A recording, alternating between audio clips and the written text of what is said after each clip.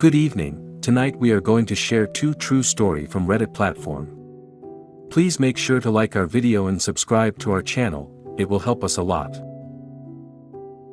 I filed for divorce and a restraining order against him, and last time I talked to him was when he came home crying and yelling at me, trying to make me talk to my boss to tell her that he wasn't the creep I made him out to be when I spoke with my boss.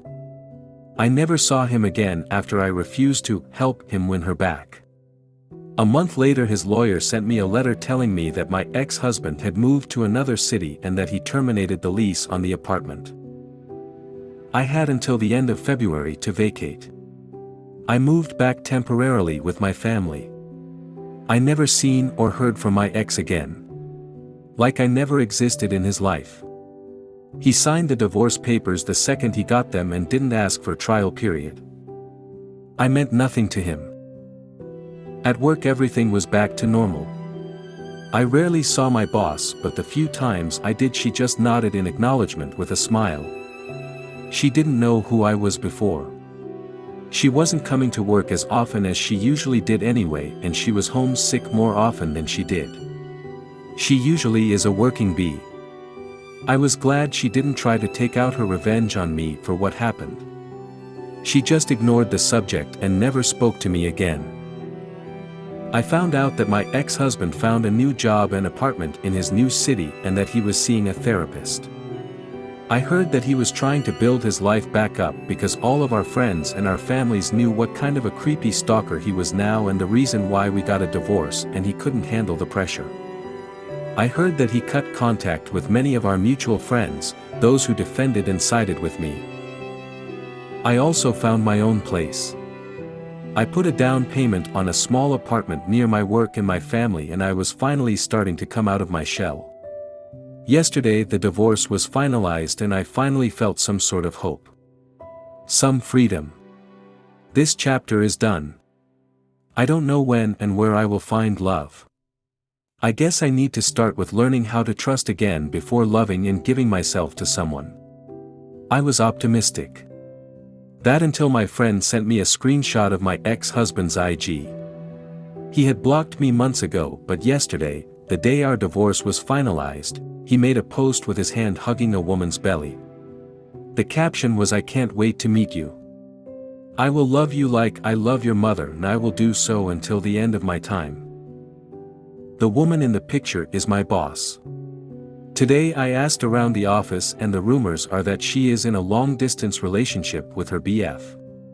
She also announced her pregnancy on her socials and everyone was congratulating her. Will this pain ever go? What have I ever done to deserve this cruelty? Thanks for watching, and make sure to like our video and subscribe to our channel, it will help us a lot. Story 2, my parents' divorce after nearly 30 years. My parents are getting divorced. That is the simple truth of the situation. I don't think I'll get sleep before I get this out of my system, so let's go. So to get the facts straight, I'm 15 and have a 19-year-old brother. My parents met when my mom was 16 and my dad was 21, and let me tell you, the look I gave my mom after that piece of information was absolutely stunned. My parents met when my mom was out on the street with her friend. My dad, in his lovely van, stopped next to them and asked if they wanted to go with him to this place with an over 3-hour ride to pick up my dad's brother.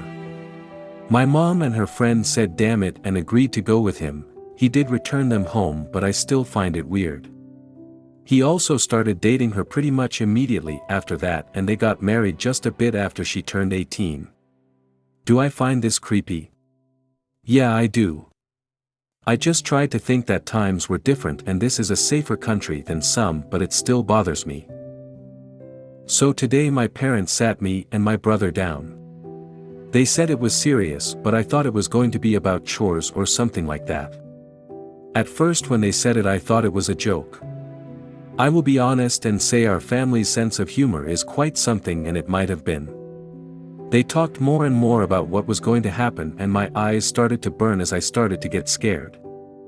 I told them that the joke had gone on too long, but they just looked at me sadly. They were thinking of me and my brother at every turn and said we have the right to be sad and angry and we could talk to a therapist if we wanted to.